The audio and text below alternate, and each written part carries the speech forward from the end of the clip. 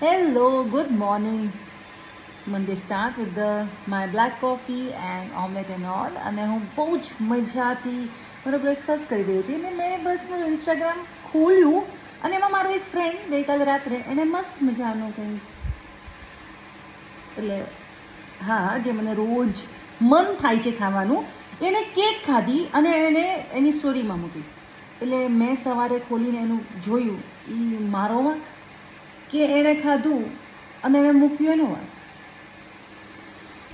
તમે જ્યારે વિચારતા હોય કે તમારે નથી ખાવાનું નથી ખાવું ને ઓલ દેટ અને તમારી સામે જ આવું બધું કેમ આવી જાય.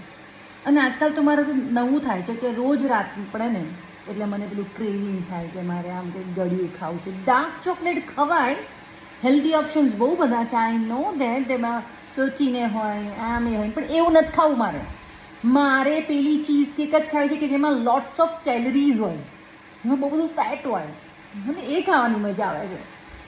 પેલું બધું સારું જ હોય છે પણ તે છતાં પણ યાર તો સામે આજકાલ તો એવું થાય છે કે રોજ મને ગળ્યું ખાવું હોય અને હું પછી આમ નથી ખાવાનું કરું અને પછી આમ બીજું બધું કટર પટર જે હેલ્ધી છે એમ તમારે ગળ્યું હોય, ખજૂર ખાઈ લીધું, બેરીઝ ખાઈ કાઢી, તોડું એમ, અને પછી હું સૂઈ જાઉં.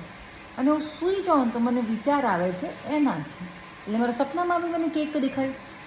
એટલે ગઈકાલે મેં નથી ખાધી એટલે મને રાતના વિચાર આવ્યો, ઊંઘમાં, સપનામાં, અને ફરીથી સવારે જ્યારે હું જોઉં છું સ્ટોરી, મોબાઈલ ખોલું છું તો એમાં પણ એ દેખાય છે. એટલે એમાં વાંક કોનો છે? મને એવું લાગે છે કે મારા પેલા ફ્રેન્ડનો વાંક છે. તમારો કોઈ એવો ફ્રેન્ડ કે જે ગળ્યું ખાવા જાય અને પછી એમ કે હા once in a week it's fine and all? No, તમને જ્યારે ના પાડી હોય ત્યારે ન ખવાય. અને મને તો સાવ ખાવાનું મન થાય પણ ભજીયા તો ખાધા